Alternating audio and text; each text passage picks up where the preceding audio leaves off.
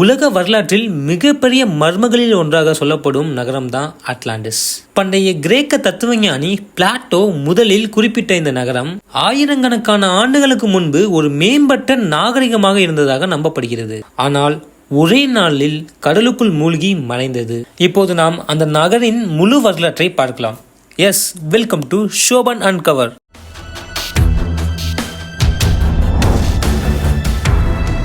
கிரேக்க தத்துவஞானி பிளாட்டோ தான் அட்லாண்டிஸை பற்றி முதலில் கூறியவர். அவர் எழுதிய டைமியஸ் மற்றும் கிரிட்டியாஸ் நூல்களில் இந்த நகரம் ஹெர்குலஸ் தூண்கள் கடந்திருந்ததாக கூறுகிறார். 9000 ஆண்டுகளுக்கு முன்பு இருந்ததாக அவர் எழுதியுள்ளார். அட்லாண்டிஸ் ஒரு மிகவும் மேம்பட்ட நாகரிகம். பெரிய அரண்மனைகள், தங்கம், வெள்ளி, அழகான நகர அமைப்புகள், அங்கிருக்கும் மக்கள் கடல் வர்த்தகம், விஞ்ஞானம், கலை, போர் ஆகியவற்றில் மிகவும் தேர்ச்சி பெற்றவர்களாக இருந்தனர். சிலர் இதை அட்லாண்டிக் ஓஷனில் இருந்ததாக சொல்கிறார்கள். சிலர் அண்டார்டிகாவில் பனிக்குள் மூழ்கி இருக்கலாம் என்று நம்புகிறார்கள். மற்ற சில நபர்கள் எல்லாம் அசுரஸ் தீவு அல்லது சகாரா பாலைவனம் தான் உண்மையான இடம் என்று நம்புகிறார்கள். ஒவ்வொரு பகுதியும் பிளாட்டோ கூறிய விளக்கத்தோடு ஒப்பிட்டு ஆராயப்பட்டுள்ளது. ரேடார் மேப்பிங் மற்றும் அண்டர் வாட்டர் ஸ்கேன்ஸ் மூலம் கடலடியில் பல மர்மமான அமைப்புகள் கண்டுபிடிக்கப்பட்டுள்ளன. கியூபா கடற்கரை கடலடியில் பெரிய நகர அமைப்பை போல் தோன்றும் கற்கள் கண்டுபிடிக்கப்பட்டுள்ளன. ஆனால் முற்றிலும் உறுதிப்படுத்தப்பட்ட ஆதாரம் எதுவும் இல்லை.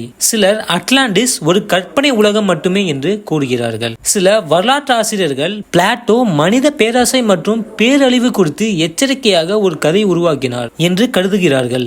ஆனால் இன்னும் சிலர் மறைந்த நகரங்கள் ஃபோம்போய், ஹெராக்ஸ்லியன், துவாரகா போன்றவை பின்னர் கண்டுபிடிக்கப்பட்டது போல் அட்லாண்டிஸும் உண்மையாக இருக்கலாம் என்று நம்புகிறார்கள். அட்லாண்டிஸ் உண்மையில் இருந்ததா அல்லது அது பிளாட்டோவின் கற்பனை கதையா?